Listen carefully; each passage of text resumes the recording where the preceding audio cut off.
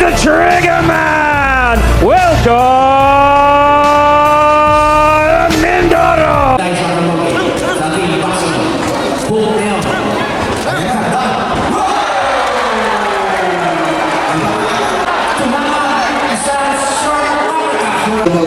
Sa ating boxing, Hulk Leon. Ayan na. Nag-aati ka po mga laban, A3 Boxing TV. Isang malaking gabi na naman para sa mga Pinoy boxing fans. Dahil ang mandirigmang inaasahang maaaring sumunod sa yapak ni Manny Pacquiao ay muling babalik sa aksyon. Isang halimaw sa loob ng ring. Kapag tumama ang kanyang kamao, madalas tapos agad ang laban, walang nakakatagal. Hindi na umaabot sa scorecards.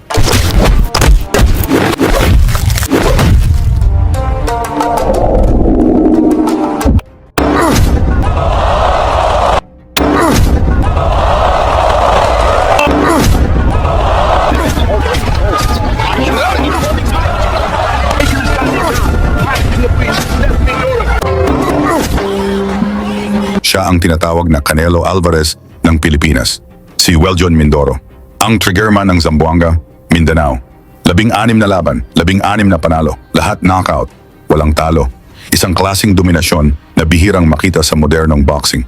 Hindi niya kinokopya si Pacquiao. Tahimik siyang gumagawa ng sarili niyang pangalan. Sa gitna ng digmaan sa ring, mas lalo pa siyang humuhusay.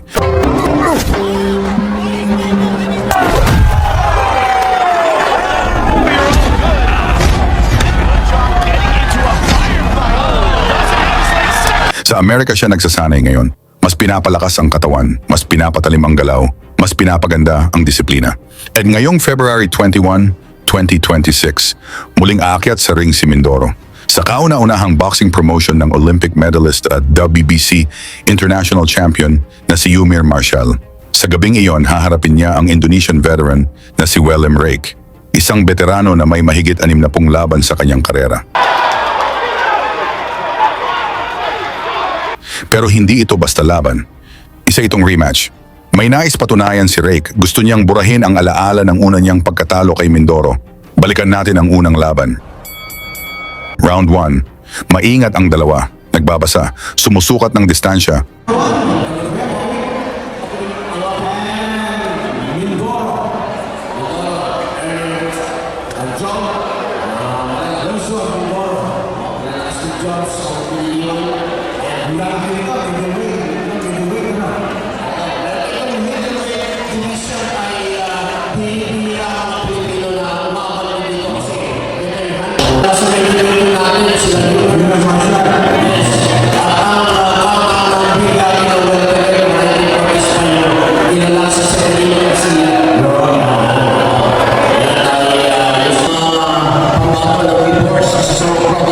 Si Mindoro at si Willem Rake ng Indonesia sa ating main event. Magandang hook yung binigay niyo ni Yun, kumama yung job.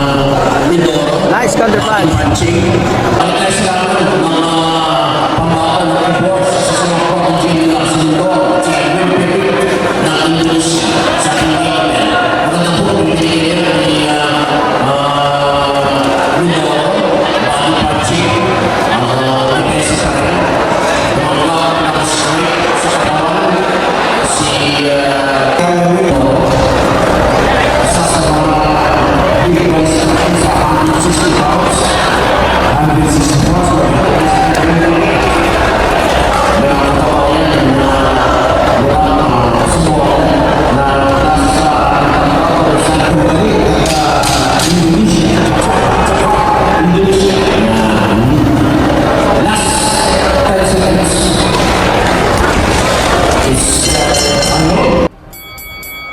Round 2. Dito nagsimulang bumigat ang suntok ng Pinoy. Ramdam ang lakas sa bawat tama. Matibay si Rake pero kitang-kita ang epekto.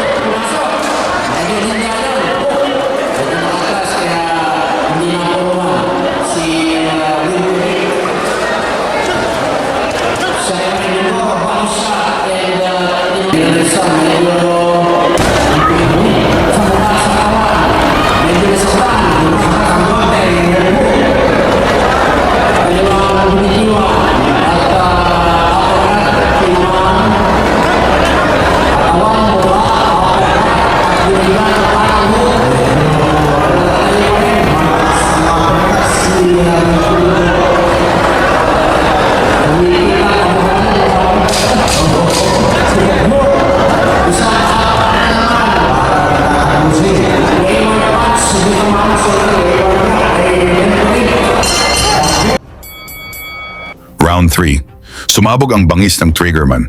Sunod-sunod na kombinasyon. Walang tigil na pressure, determinadong tapusin ang laban.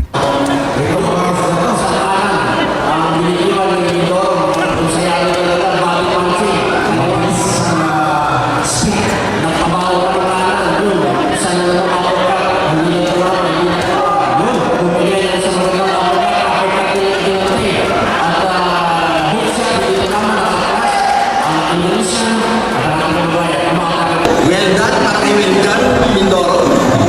Pangalawang atake pa rin. Wang po. Pasok dyan. Pasok na pasok. Pero ina, pinagawa pa niya yung kapatid ng Indonesian fighter.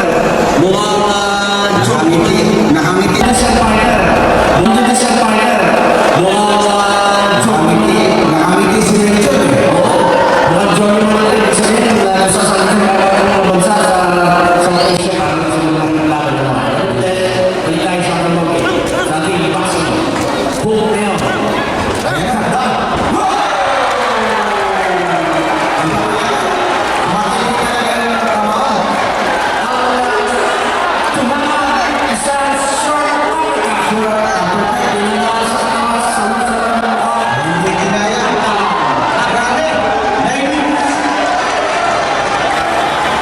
Dito ay lumapit si Mindoro at kinabahan si sinapit ng kalaban.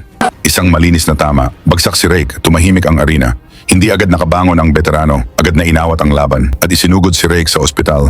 Knockout victory para kay Weljun Mindoro, isang malinaw na babala sa buong middleweight division.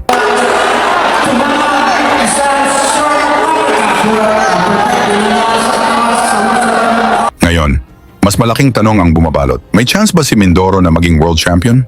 Sa darating na February 21, malalaman natin kung mas lalalim pa ang kanyang pangalan sa boxing. Ano sa tingin ninyo? Pwede ba siyang maging world champion? Ilalagay ang inyong opinyon sa baba, banggitin na rin ang inyong lugar para makita natin kung gaano kalawak ang suporta ng mga Pilipino sa laban ni Mindoro kontra Rake. Lagi niyong sundan, huwag magpapahuli. Pag-usapan ni bakbakan, balita niya at laban. Mga Pinoy na di nagpapagapi. Salamat sa mga suporta na lagi nandyan.